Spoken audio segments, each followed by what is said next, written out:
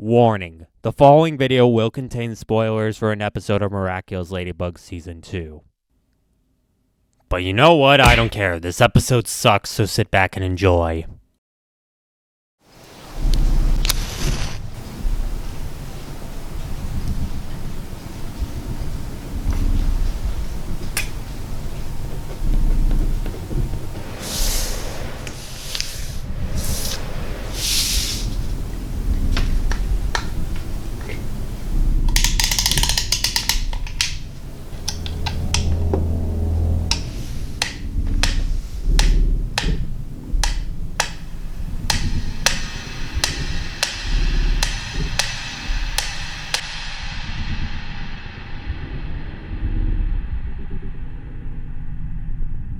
Hello, Austin.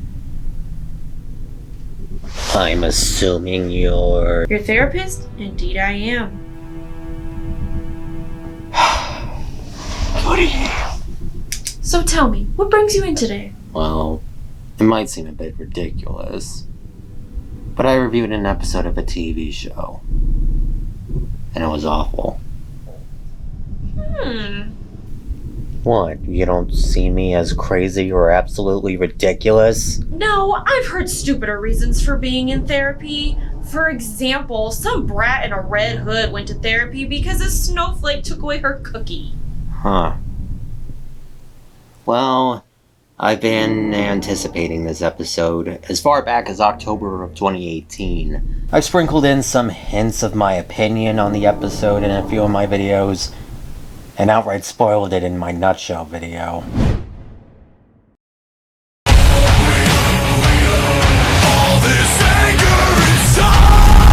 Yep, nope, it's the worst. But it wasn't enough. I needed to dig deeper into this wretched pile of teasing and torment. That bad, huh? Oh, don't worry. It's not as bad as I make it out to be. It's worse? It is still my thunder. Sorry. Anyways, after putting off this episode for a long time, eventually it comes time to get this off the docket. Alright, this is going to be a big one, guys. Let's make it count. And so, I got prepared to give my fans one hell of a review. By my standards, at least. Now, this would be the part where I would give my little introduction. But honestly, I don't think I could have introduced this review in any way other than... Frightningale sucks!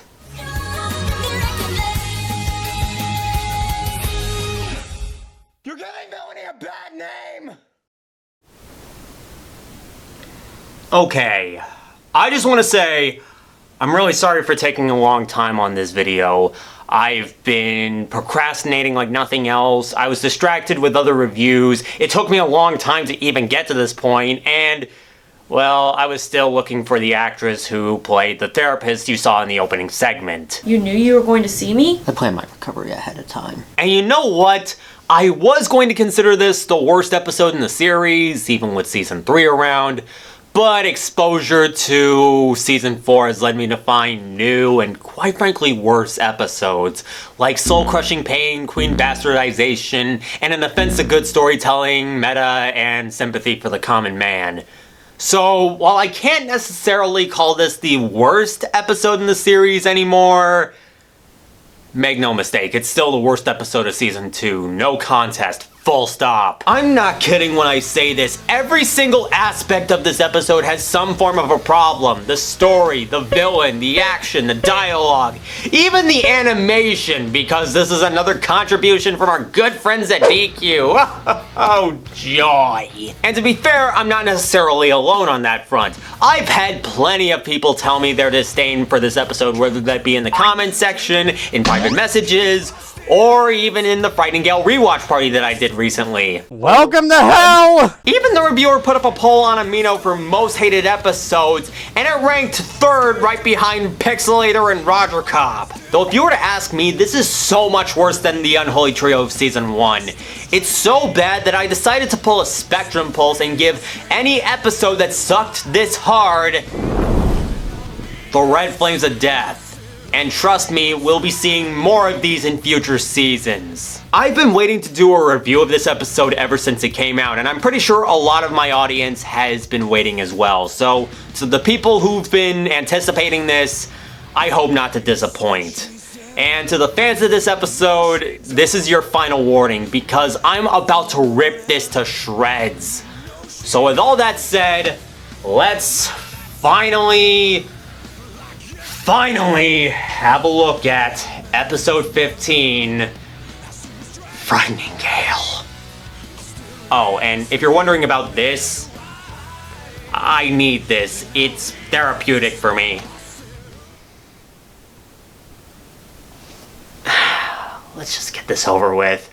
So we begin this episode with Marina acting like an all-around Dorkosaurus while dancing to bullcrap! I call bullcrap on this! And yet nobody cares. Oh, come on. I'm sure some people care. Do you care? No. My point still stands. Anyways, yeah, she's dancing to pop idol Clara Nightingale, who is called Laura Nightingale in Captain Hard Rock. Laura Nightingale. And just from that alone, you could already tell that she was inspired by actress and singer Laura Marino, who is most well known for her role in Austin and Ally. Go ahead, make a joke about it. I got low self-esteem anyways. But at the time, she was a fan of this show and even did a cover of the Miraculous Ladybug theme song, which is alright, and some of the lyrics would even cross over to Nathan Sharp and Christina V's cover of it. Miraculous, yeah, I got this. I gotta confess, I feel so strong. But what's a ladybug without a black cat to sing with? A pain without a plague simping for her? And she would even provide the voice for Clara. Or rather, her singing voice for the song Big Bang, which... Don't you stop dancing to the music. It's nothing special, but at least it isn't kiddie section. But yeah, she doesn't get to play the speaking role even though she said she was during an interview with Linda Lee Rose. Okay, so I don't know too much about it, and I don't want to give, even if I know some stuff, I don't want to give too much away, but I'm actually gonna be like playing Laura Marino. Maybe she wasn't properly trained as a voice actress, maybe there was a scheduling conflict or legal issues. I don't know, and I don't want to claim to know. Instead, she's played by Allegra Clark, who also played Princess Kakyu in Sailor Moon Stars, Dorothy and Shamir in Fire Emblem Three Houses, Puko in Agretsuko, Hina from Near Reincarnation, and even Sina from Konosuba. And regardless of what I have to say about this episode, I have nothing but respect for her and her work. Dare I say she might be the episode's best aspect?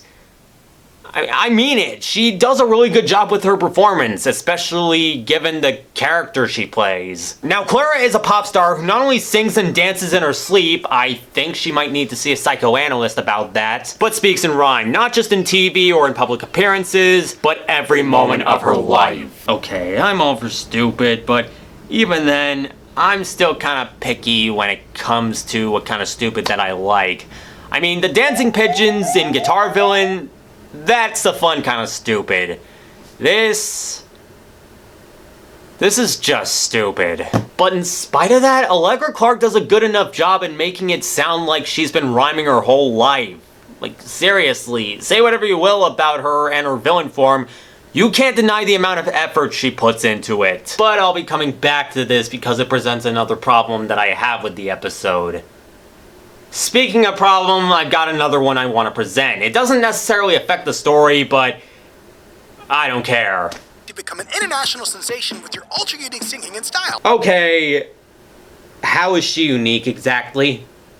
Like, really? In what way, shape, or form is her style and singing unique? Because this honestly sounds like a run-of-the-mill pop song that I would expect to hear from the bargain bin. Honestly, I've heard far more unique pop music from artists like Selena Gomez, Taylor Swift, Lorde, Lady Gaga, Billie Eilish, and plenty of others. And if nothing else, their music is far better than this. Well, 2021 Lorde makes me question faith as a whole. I'm kinda like a prettier Jesus. Hell, Laura Marano herself is far more unique and better sounding than this. About me, me, me, me, me. Relatively speaking.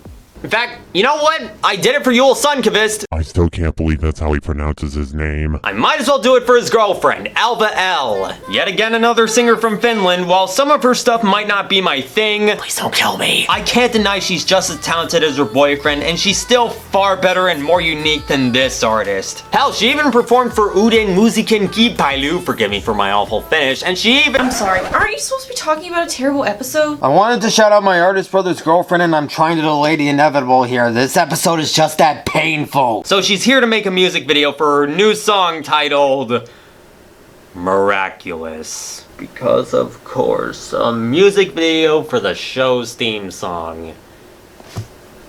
Yeah, if future episodes are any indication, maybe Miraculous should never touch meta humor again. And she's holding auditions for extras in Ladybug. Couldn't Ladybug just appear by herself and be in the music video? We're superheroes, not— Stop trying to ruin my desperation! As for Cat Noir, she's already cast someone to be him, and spoiler alert, it's Adrian. You don't have a choice. Okay, this is interesting. Adrian's being forced to play Cat Noir in a music video with no way out of it and no way of being replaced. This has some potential. Maybe he'll finally give up, go out, and reveal to everyone, including his father, that he is secretly Cat Noir. No way! People are blind.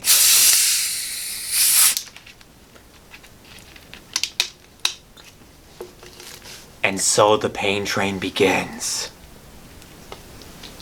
You were drinking cherry coke during this? I'd rather get drunk off of sugar than hand sanitizer. Don't judge me. Too late. What kind of therapist are you? I'm one of a kind.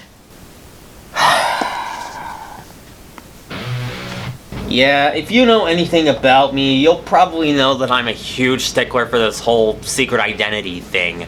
I mean, it's the main reason why Lady Wi-Fi is my most hated episode of Season 1. Again, I was too hard on Pixelator. Hell, it was one of the main reasons as to why I became the Huntsman. No, that was what led me to make the cosplay.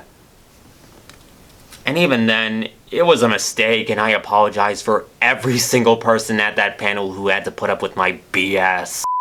It's honestly depressing to see these people not only not realize that these two are the heroes, as well as thinking that anyone can be Ladybug, like Chloe for example, but also deny that fact and call others crazy for even believing it. But you know what? At least those episodes kept their boundaries to make it slightly more believable than in this episode, because yes, this was the 8% of the Lady Wi-Fi 2.0 that I was talking about in my Prime Queen review. I mean, look at this! Look at this! It's practically telling everybody, hey, we're the Miraculous Duo, can't you notice? Oh wait, you can't notice and you never will notice because our masks are made of magic. Suffer in your own obliviousness. Like, I honestly thought that I could just reveal their identities by showing the people of Paris the duo without their masks. But no, here comes this episode to shoot me in the face! How the hell did I survive? Though to be fair on Adrian, at least his hair and eyes changed when he's Cat Noir, making him look slightly different, and to be extra fair, at least the costumes here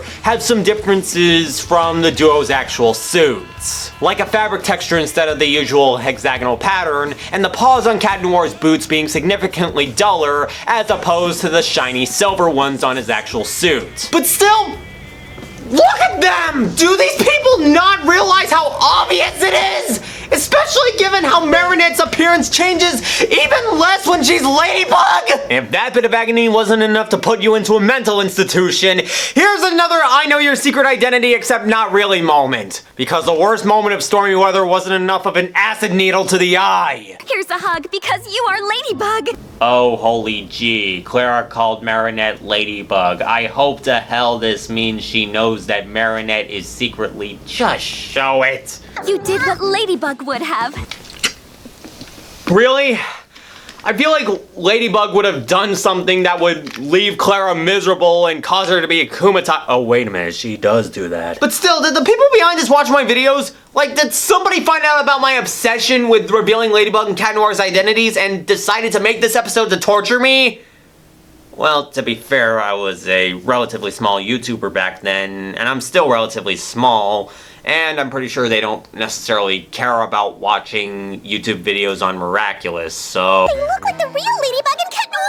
13 seconds later. They don't look a thing like the real Ladybug and Cat Noir now. Yep, they saw my videos. They definitely saw my videos. I know it's unlikely, but it's what my gut is telling me, so I'm sticking with it. So we cut to the auditions, where we see a bunch of people mainly auditioning for Ladybug. None of them are fitting, one I met at a convention, and one of them makes me sad on the inside. Not as much as the rest of this episode! Eventually they run out of auditioners for Ladybug, but after that ulcer I brought up earlier, Clara decides to pick Marinette to be Ladybug because her heart is as pure as hers. You serious? They're about as pure as Flint, Michigan's water supply and Modans combined! Take a seat, you wibbly wobbly grimy! Why the hell do you exist? But in spite of the temptation, Marinette declines her offer. She says she wants to be an extra with her friends, but really she's just trying to keep her identity a secret. I'd never do anything that could reveal my secret identity. I'd say wait till season 3, but honestly, I don't think I have to.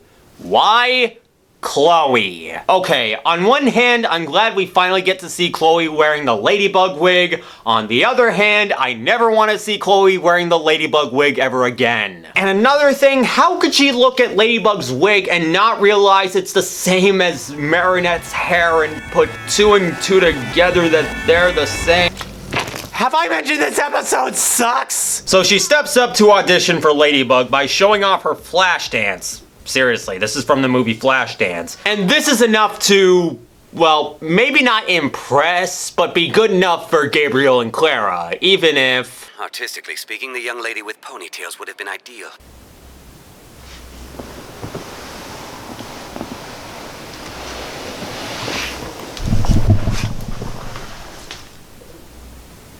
I can't believe I didn't catch that in my first viewing. I mean, this is an actual thing. This is a scene that exists. And how does that make you feel? You want the clean version, or do you want me to be blunt? As blunt as you can be.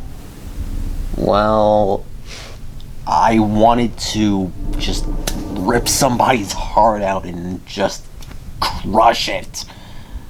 I mean, I'm not saying that I am able to do that or I'm strong enough to do that, but that was where I was in my headspace. Like, I was tempted to do that.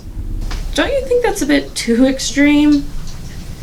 Immolation would be a lot cleaner. What is wrong with you? But Marinette isn't having any of that and decides to be Ladybug. I'd never do anything that could reveal my secret identity. So that was a fucking lie. Oh wow, Tiki, I really messed up this time. You think? And spoiler alert, this is what causes Clara to be akumatized, and yeah, I am so blaming Marinette for this, especially considering she doesn't even have a good reason to do this in the first place! Seriously, what does she have to gain from this aside from being with her future boy toy and keeping Chloe away from him? I mean, yeah, the last time she acted out of jealousy was kind of stupid, but all that happened was a waste of her powers and somebody being caught in a bubble. And it probably wouldn't have benefited her if she didn't do it. This is just going to put her secret identity in danger, and it probably would have been better if she just let Chloe be Ladybug. Granted, there's also the fact that Adrian could probably expose his identity fairly easily, but there's a possibility that he, alongside Marinette, have nothing to worry about. And I'll get back to that because it's going to make this episode so much worse. And rather than keep Chloe on standby in case Marinette doesn't cut it, maybe as an understudy or a stunt double, I don't know how these things work, she just pushes Chloe aside even though she's shown some form of skill and talent that could probably benefit the video. And wouldn't you know, right before the duo unwillingly put their masks on, Chloe and Andre come in. Andre says a bunch of stuff that the kids who understand the show better than adults will never understand, Tommy boy. Which basically equates to Clara being unable to film her music video in France. Okay, forget what I said about kids not being able to understand this. Making her upset and leaving Hawkmoth a great opportunity to send an Akuma to make her his next minion. Because it's bad enough that we have to have another tease reveal and Chloe throw out all redeemability from Zombie Zoo.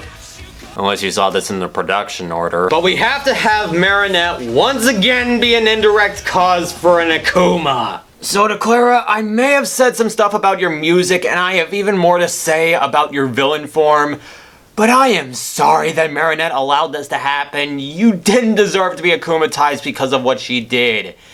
And before anybody asks, yes, I'm marking her down.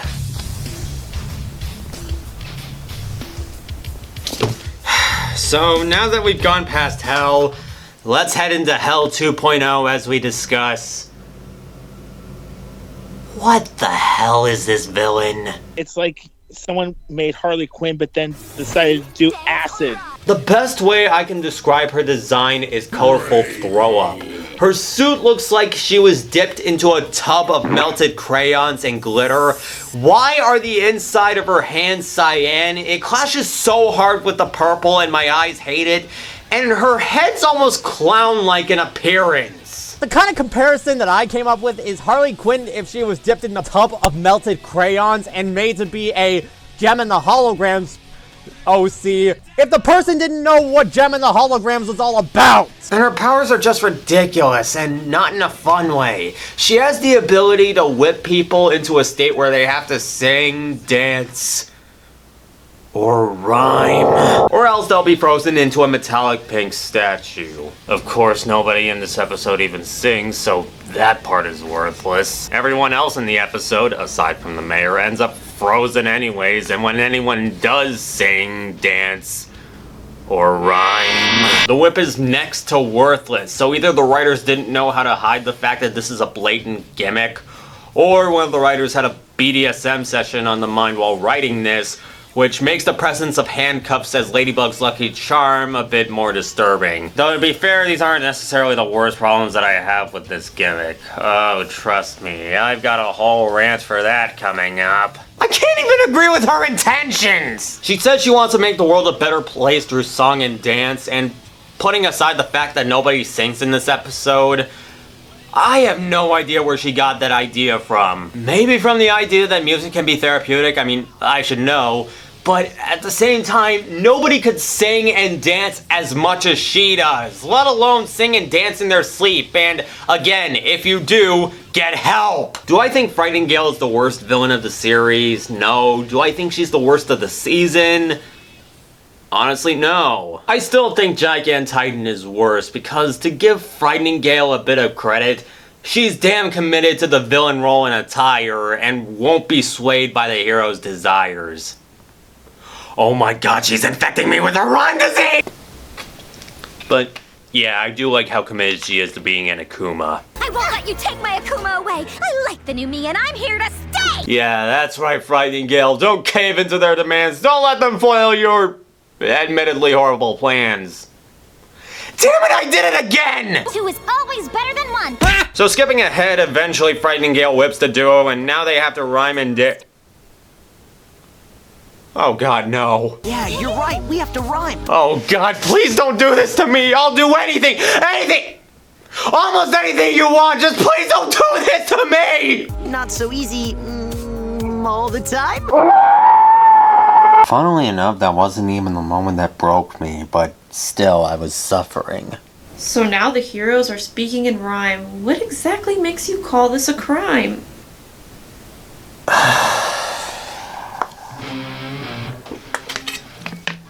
Okay, I'm just gonna speak for myself on the matter.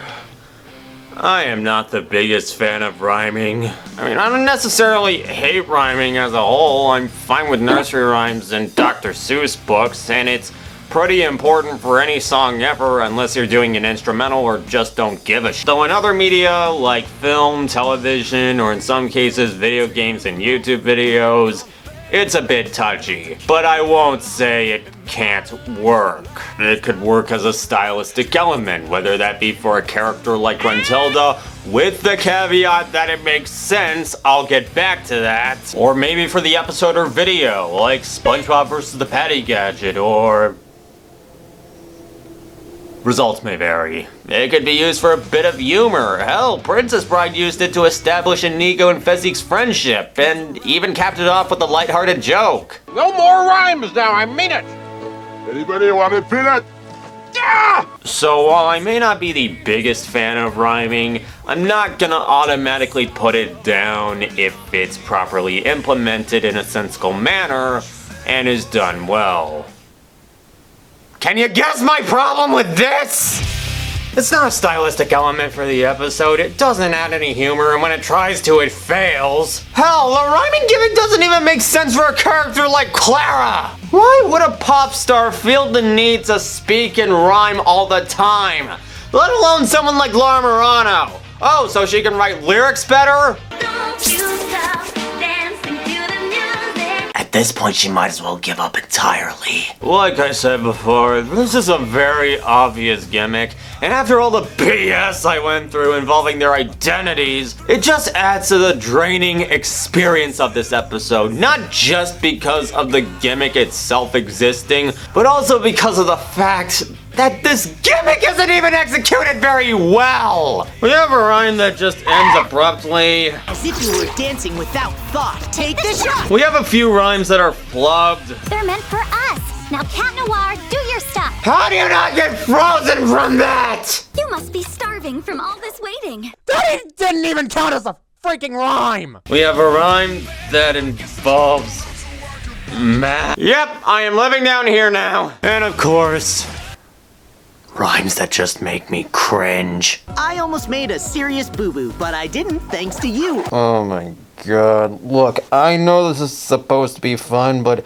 I'm sorry, I can't find Cat Noir saying he almost made a serious boo-boo funny. And it's because of stuff like this that the rhyming ends up impeding any enjoyment I might have for the action scenes, which is already pretty minimal because, once again, the animation is crap by the show's standards.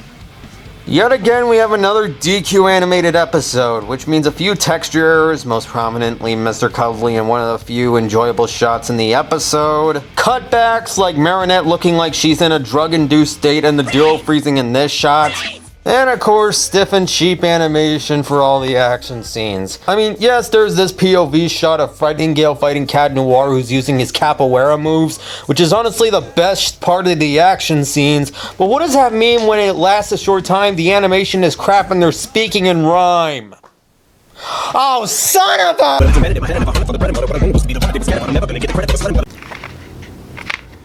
And the action scenes aren't the only thing hampered by the incessant rhyming gimmick. As I'm pretty sure some of you can hear from the clips that I've shown. We know we have to stop it, but what solution do you offer?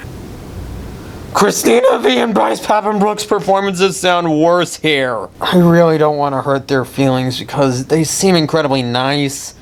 Well, I know Christina V is. I have yet to meet Bryce. Mother! And they're really talented voice actors and they play these characters really well. Again, I point to Glossiator. But in this episode, once they're hit with the rhyming curse, their performances end up tanking the mediocrity. Especially compared to Allegra Clark, who's able to rhyme as if it was second nature. I can just hear these guys struggling to make these rhymes sound natural, and it honest to God, it hurts. Maybe it was the direction they were given, or the script itself. What is this thrown our way? Handcuffs, I would say.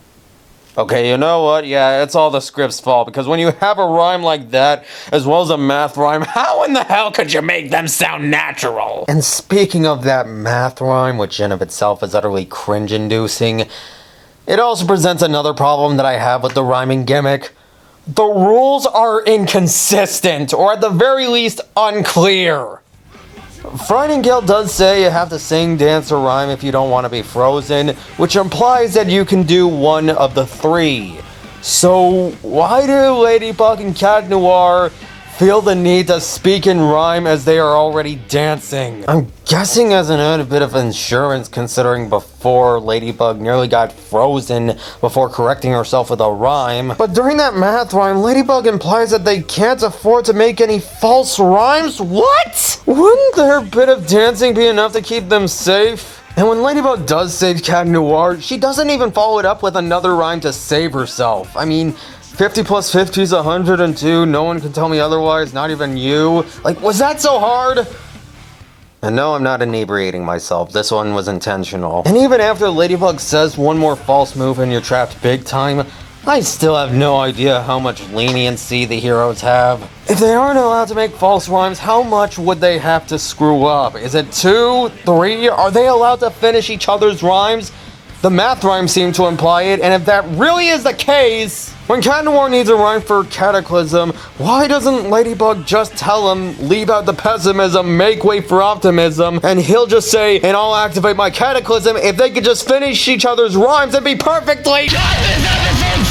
But, at the very least, they didn't have Hawkmoth speaking in rhyme. Nice work. Ladybug and Cat Noir cannot fight back. Wait a minute, what in the hell is going on? They're too busy singing and dancing while we're on the attack. Oh, come on, episode. Why are you doing this to me? It wasn't even hit! Now hurry, my sweet Nightingale. It's both of their miraculous that I lack. I swear to God, this is more humiliating than Roman Torchwick crying like a baby.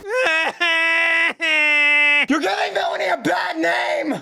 Oh my God, I know I'm being nitpicky at this point, but honestly, this episode is just that miserable. Hell, it was enough to convince me that a rhyming villain couldn't possibly work in this series. Especially considering I saw this before Glossiator. This was the 3rd episode I've seen from this season. But what's even more upsetting, a villain who speaks exclusively in rhyme could have actually worked. Remember Pharisee, the Latin American brand ambassador for Miraculous that I brought up in my Volpina review? Well, with the assistance of Tommy Rojas, the Latin American Spanish voice actor for Cat Noir, she actually made a fan episode for Miraculous titled Corazón, Delator, translating to Telltale Heart. Out of respect for Pharisee, I'm not going to show any art on screen, but I will leave a link in the description below, just so you can see it. So to summarize, Corazón Delator also speaks exclusively in rhyme. But if his name wasn't any indication, he's inspired by the works of Edgar Allan Poe. Which makes far more sense than a pop star like Laura Marano, or just a pop star in general. And at the very least here, it's just a villain form that speaks in rhyme and not the actual person. And he's far more threatening to boot. He recites a person's greatest guilt in rhyme, which then gets written down in golden ink with his pen, and gets absorbed by his ravens, who then force his victims to relive an illusion that brings said biggest guilt to life. This is how you do a rhyming villain. Justify making him speak in rhyme, give him a decent personality, in which case he's actually kind of likable, and don't make it such an obvious gimmick. Granted, Corazón Delator doesn't try to be as fun as Frightningale, but if what we saw in this episode is any indication, that's a sacrifice I'm willing to accept. And the episode that they would end up writing for this is also great stuff, and feels like a legit episode of the show. Dare I say, this is what Frightningale should have been. Yeah, it does have a teased victory, but honestly, everything else feels much better written, and the drama feels much less worthless. I would show clips of it in all of its majesty, but On Entertainment blocked it in the US. Yippee. Oh, for the love of God, make the rhyming stop! Okay, I am finishing this! Ladybug and Cat Noir are linked, they dance fight, the animation blows, destroy Mike, release Akuma, Cataswellyo back to normal, and then fist bump. Found it! Another day, another attack, another victory for the Miraculous duo, and another sugar hangover I have to deal with. Claire is ecstatic to have been rescued by the duo. I wish I could tell her that it was because of Ladybug that she was even akumatized in the first place.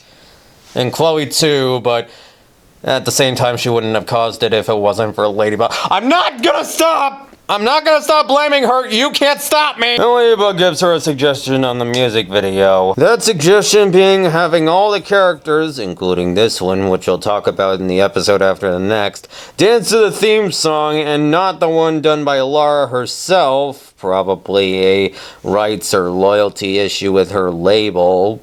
I don't know. All the while wearing a Ladybug or a Cat Noir mask, with the duo wearing the opposite masks, probably foreshadowing Reflectol. I have no idea why I'm here. And of course, the godforsaken Blueberry Snake Boy is with them! Well, this doesn't necessarily affect my opinion on the episode for the most part, I'll get back to that, and I probably shouldn't take this seriously. I'm gonna do it anyways. Yeah, this music video sucks. The dance moves don't even match the music. It feels far more montagey and fan-made than a professional music video. The adults barely get any screen time. That's not an editing trick, by the way. That's the amount of screen time the adults get in this music video. And because of DQ's animations, Adrian and Luca look derpy as hell. You guys remember Big Time Rush? This kind of reminds me of the music video for The City Is Ours the band directed themselves, except that was done as a joke, and even the people behind this, in the show anyways, acknowledged how bad it was. That is the worst music video ever! We know. This was meant to be a final product! It's so much better like this. Are you crazy? Why are they even wearing the masks anyways? Is it just to say the heroes are an inspiration? Is it to say that anyone can be a hero? Sorry to say this, but Last Jedi delivered this message so much better. Fight me on this one. And the episode ends in the worst way possible, with the students satisfied with this train wreck and convincing themselves that Marinette and Natron couldn't possibly be Ladybug and Cat Noir, even though we've seen how similar the two look, and I'm still dumbfounded that they can still say this with a straight face and the voice actors can say and look at this without face palming. And this episode had 4 writers, 3 directors, and 2 storyboarders, and all of them approved of this bullshit. We get it! They're stupid! Just end the episode already! Alright, come on. Come on.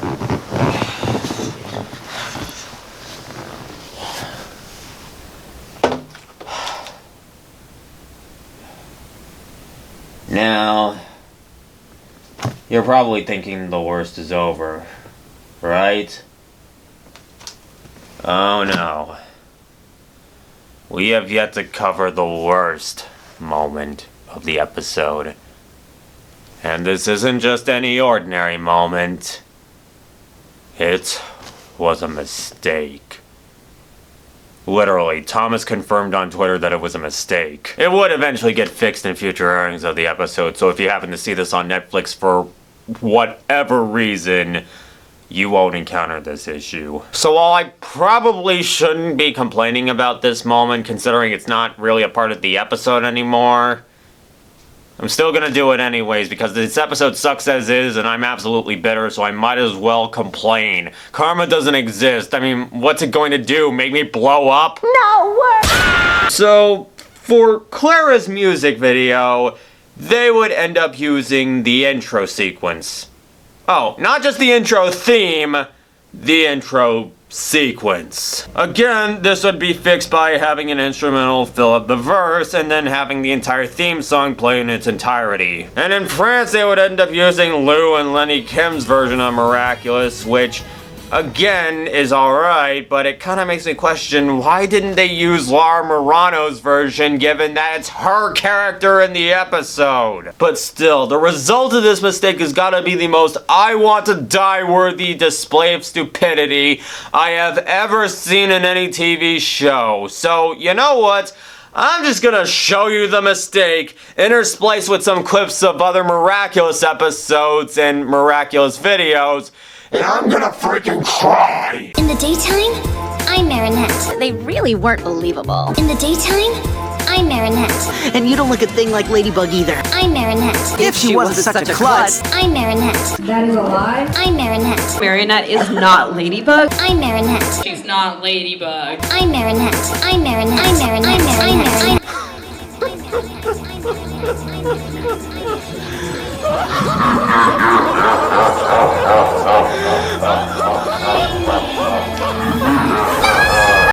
So that was Frightningale. How's it hold up? Well, allow me to summarize my feelings in a rhyme. For never was an episode of more blow, Miraculous Ladybug has hit a new low! I still can't believe this episode was given the green light and allowed to be in this series, let alone in the same season that gave us Repose Collector, Gorizilla, Zombie Zoo, and especially Glossiator. What is this episode doing here? It already has the Lady Wi-Fi problem with the Parisians' obliviousness to the heroes' identities, except worse. And you know what? That would probably be fine if the rest of the episode was actually kind of good, a lot like Lady Wi-Fi. But no, they actually had to screw up every other aspect of this episode! The entire story and setup reeks of contrivances and just feels crafted to make the audience suffer. The animation's crap by the series standards. Clara's concept raises so many questions. Her villain form is ridiculous, even if she's damn committed to it. And the rhyming gimmick not only doesn't work for a villain like Frightningale or a character like Clara, and it not only contains non-rhymes, math rhymes, and a cringe rhyme, but it also hampers the action scenes and even Christina V and Bryce Papenbrook's performances. At its best, it's a poorly made waste of time with the occasional bright spot, and at its worst, it's an insult to my intelligence. Again, in Season 2! I ended up having a Frightningale rewatch party with the same crew as the Wishmaker and Simple Man viewing party. I honestly thought that after Simple Man, Soul Crusher, and Queen Banana, the pain of Frightningale would end up being lessened. I would actually be able to tolerate it a bit more. Well, if you want our experience in a nutshell... yeah, we all hated it. Ellie, hold me! I can't. Damn it! The problems that I have with it are still here, and maybe even a bit worse. I still have crippling depression from this episode, and I'm probably going to be a diabetic after this. The only way I could recommend this is if you're all for this gimmick, don't care about the identity crap, are a completionist, or want to experience torture with a couple of friends. I know I did. That is so cheesy. This episode's got a screw loose. That's a better rhyme than that. If not, then avoid this at all costs! You want to know what the worst part about this is?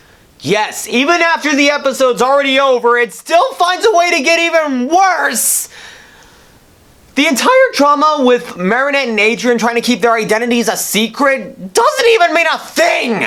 What do I mean by this? Allow me to point out Lady Wi-Fi once again. When Alia shows Marinette a photo of Adrian with a suit, some cat ears, and, you know, a mask drawn onto him, Marinette still refuses to believe that Adrian looks like Cat Noir.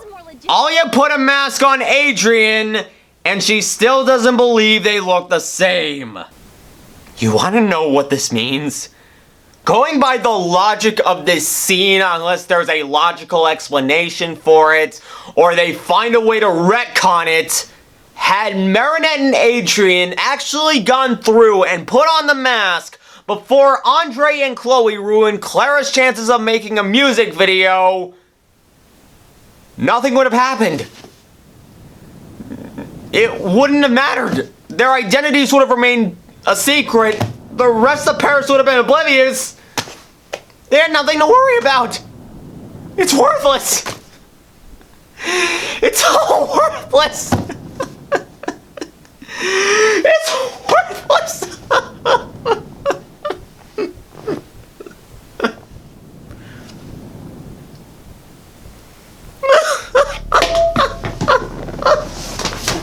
At that point, I was fully broken. I couldn't go on after that. The episode just damaged me that much. Afterwards, Music Critic took me to bed so I could calm down, and then checked me in for an appointment with you. Now, I won't say it's impossible to enjoy the episode. I mean, at one point I ended up telling Shady Durags he would hate the episode, and I was hoping to see him rip it apart, but when he decided to review Frightningale, he admitted to enjoying it.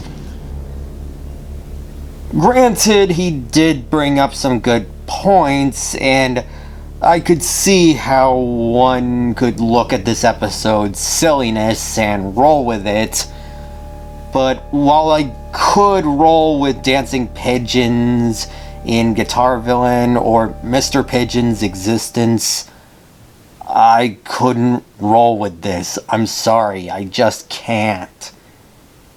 Still, I won't stop others from enjoying it.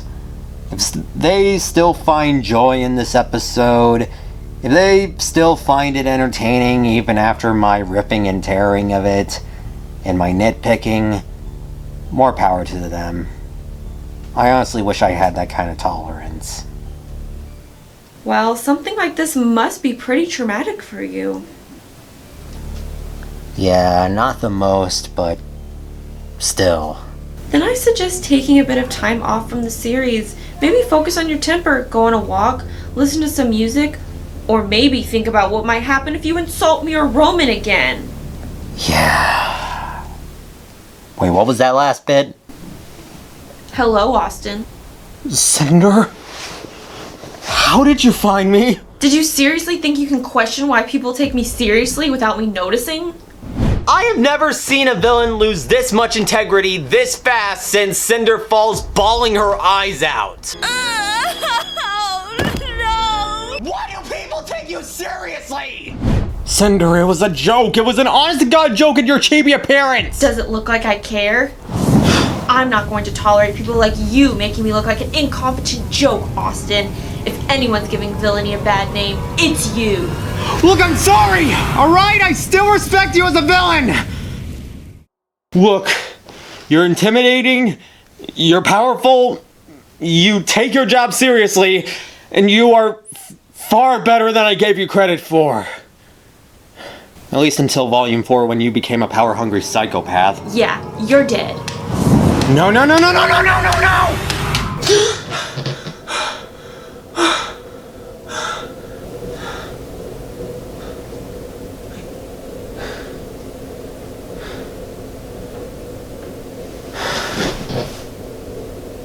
Damn it all. Holy crap, it's finally done! Hey guys, I just wanted to stop by and say thank you guys so much for waiting so long. It's been, what, 9 months since the Siren review? So, yeah, I think I feel pretty comfortable in calling this my baby. And I also want to extend my thanks to my family for helping out with some behind-the-scenes production aspects, to Zeno Held for being a script supervisor, and of course, to my wonderful sister, Marina, for playing Cinder Falls. Seriously, thank you so much, Beanie. You really helped me out here. Be sure to like, comment, and subscribe. Tell me what you think of the episode or the review, and check out my social media for more ASLB247. And as per usual, have a great life, stay miraculous, don't insult Ruby villains, and see ya! I made a mess. Just for you guys. The things I do for this channel